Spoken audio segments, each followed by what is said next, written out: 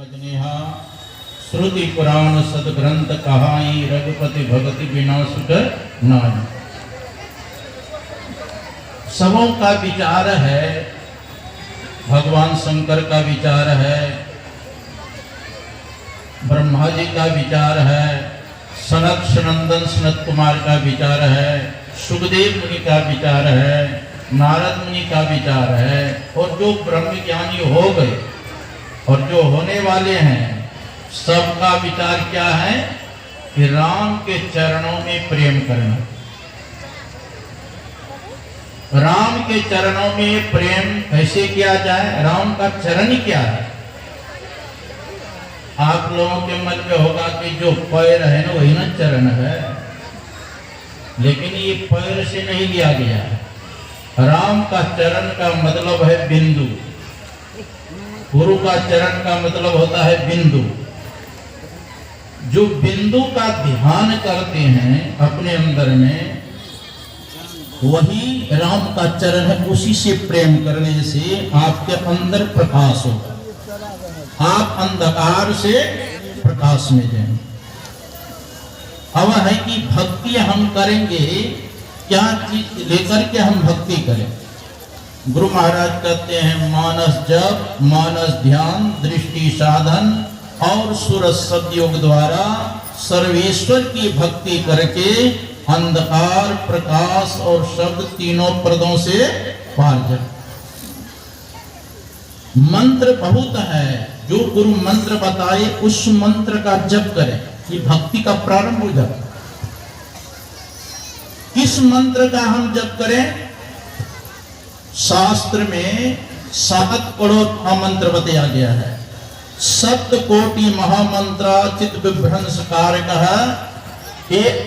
महामंत्र 7 करोड़ महामंत्र है। सभी मंत्र चित्त को भ्रमित करने वाला है, लेकिन जो 2 अक्षर गुरु मंत्र है सभी मंत्रों का राजा बताया। मंत्र राज मिदम देवी गुरु रत्तक्षरद्वयम स्मृति वेद पुराणाना सार में वो न संशय। कहते स्मृति वेद पुराणों का सार है गुरु मंत्र। इसलिए साधक को चाहिए एक नाम का मंत्र का जप करना चाहिए। उपनिषद में भी आया है शतम विहाय भोक्तव्यम सहस्रम स्नान आचरेत लक्षम विहाय दातव्यम कोटिम तत्कार्यम स्मरेत। काम को छोड़ करके भोजन करना चाहिए, 1000 काम को छोड़ के स्नान करना चाहिए, और 1,00,000 काम को छोड़ करके दान करना चाहिए, और अंतिम का कोटिम तत्कार्यम स्मरेत, करोड़ों काम को छोड़ के भगवान का भजन करना चाहिए। ना सबसे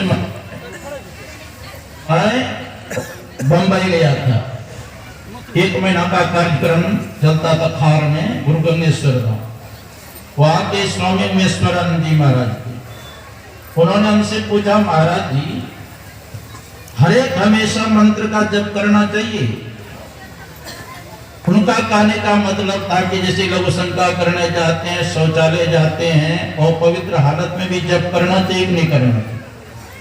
मैंने कहा देखो ये वेद में ही मंत्र है, और पवित्रो वा सर्वावस्था गतोपि वा या स्मृत पुंडरीकाक्ष वा या भ्यंतरो शुचि। और पवित्र हालत में भी भगवान नाम का स्मरण करेंगे आप पवित्र हो जाए। सर्वावस्था गतोपि वा, सभी अवस्था में भगवान नाम का स्मरण करें। पता नहीं कल शरीर छूट जाएगा, नहीं बालक नहीं जौबने नहीं वृद्धि कछु बंद, और वह अवसर नहीं जानिए जब आए पड़े जमपन। बूढ़े मरेंगे कि जवान मरेंगे पता है? इसलिए प्रहलाद ने सारे दैत्य बालकों को कहा था कौमारम आचरित प्राज्ञो धर्मान भगवतान यह दुर्लभम मानुषम जन्म तदप्यंधुमर्तम। हे दैत्य बालकों, जवानी और बुढ़ापे के भरोसे मत रहो। जब से होश हो जाए तब से परमात्मा की भक्ति में लगे जाओ।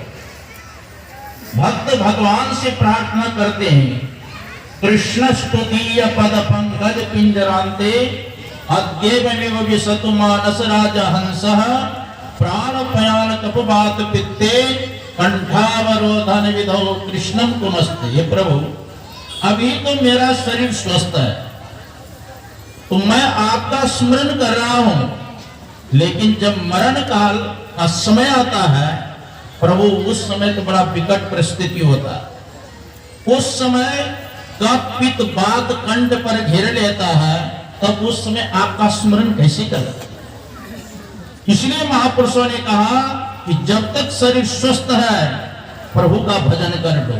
भर्तृहरि ने कहा यावत् स्वस्थमिदं कलेवर गृहं यावत् चतुरे जरा यावत् चंद्र शक्तिर प्रतिहता यावत् सेवनायुषः आत्मा श्रेयसिताब्दे विदुषा कार्य प्रयत्नो महान प्रोदीप्ते भवनेत दुःखन्नम प्रतुद्महत्य दृश्य। भर्तृहरि ने कहा कि जब तक शरीर की काया स्वस्थ है तब तक मानव को चाहिए आत्म कल्याण कर देना चाहिए, अन्यथा घर में आग लग जाए और तब मनुष्य सोचे कि कुआं खोद लेंगे और तब आग बुझाएंगे, परिणाम क्या हो? जब तक कुआं खोदोगे तब तक में तो घर ही जल करके राख हो जाएगा। उसी प्रकार आप सोचेंगे बुढ़ापे पर भक्ति कर दें।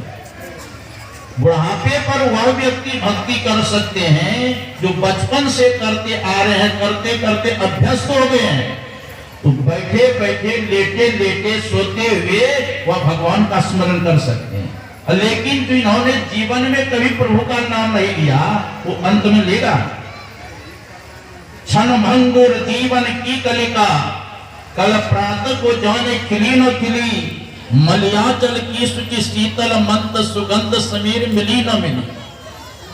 कलिकाल कुठार लिए फिरता तन नम्र से चोट झिली न झिली कहले हरि नाम हरि रसना फिर अंत समय में इली न इली। अंत समय में प्रभु का नाम उच्चारण होगा कि नहीं होगा पता नहीं। इसलिए जब तक शरीर में शक्ति रहे प्रभु का भक्ति करना प्रारंभ कर दे। अभी लोग कहते महाराज जी फुर्सत ही नहीं मिलती।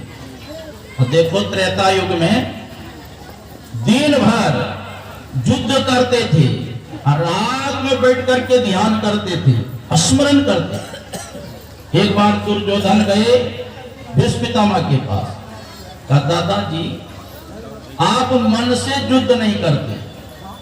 कहा अरे दुर्योधन मैं 10,000 महारथी को रोज मारता हूं तब अपने रथ को पीछा करता हूं। कहा दादाजी और को मारने से क्या लाभ, सिर्फ 5 पांडव को समाप्त कर दिया, किसी को मारने की जरूरत नहीं। क्रोध में आकर के आवेश में आकर के भीष्म पितामह ने प्रतिज्ञा किया कि कल मैं 5 पांडव को समाप्त कर। अब तो कौरव के दल में खुशी छा गई, अब पांडवों के दल में विषाद। भगवान कृष्ण को जब पता चला तो अर्जुन के पास गए। अर्जुन भीष्म पितामह ने प्रतिज्ञा किया है कल 5 पांडव को समाप्त कर देंगे। अर्जुन कहते प्रभु दिन भर में युद्ध किया हूं, अब विश्राम करने दीजिए। मैंने अपने जीवन का बागडोर आपके हाथ में रख दिया हूं, क्या करना है नहीं करना आप जानो। तब भगवान कृष्ण जाते हैं द्रौपदी के पास और कहा कि तुम्हारे दादा ने प्रतिज्ञा कर लिया है कि कल 5 पांडव को मार डालेंगे, क्या तू जीना चाहती है? जब पति ही नहीं रहेंगे तो मैं जीकर क्या करूं? आप चिता रच दीजिए, उसी पर मैं चल करके भस्म हो जाऊं। अब चलो चलना तो है ही, थोड़ा सा परिक्रमा कर दो। भीष्म पितामह के पास में भगवान कृष्ण द्रौपदी को ले जाते हैं और उस समय 12 बजे रात्रि में भीष्म पितामह ध्यान में बैठे हुए। भगवान कृष्ण कहते हैं द्रौपदी से कि जाओ दादा को प्रणाम करो। द्रौपदी कहती है जिस दादा ने हमारे पति को मारने के लिए प्रतिज्ञा किया है आप कहते उसको प्रणाम करो। भगवान कृष्ण कहते हैं मेरी आज्ञा जाओ प्रणाम करो। खुद ही बाहर खड़े रहे, भीतर भेजा पंचाली को, यतिवर बाबा के चरणों में अपना मस्तक धर दो। अर्धरात्रि की बेला में भी भीषम की लगी समाधि थी, हम मन प्रभु चरणों में लीन हुआ, उस जगह न कोई व्याधि। कृष्णा ने जाकर चरणों पर सर रखा।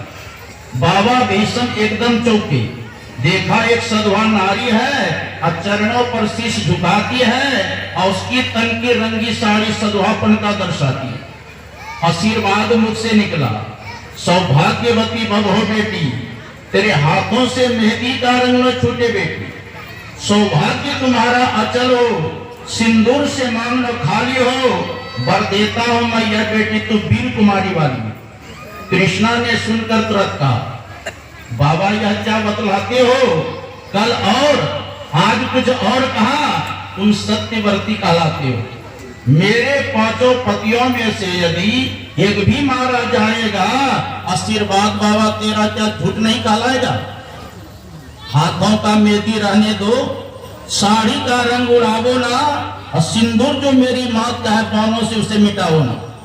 अब आया होश पितामह को, अब आया होश पितामह को, हाथों से माला छूट गई, अब प्रभु चरणों में लगी हुई चित्त चोर समाधि टूट गई। बोले बेटी, इन प्रश्नों का उत्तर मैं पीछे ही दे पाऊंगा, तेरे स्वभाव का निर्णय भी मैं पीछे ही कर पाऊंगा।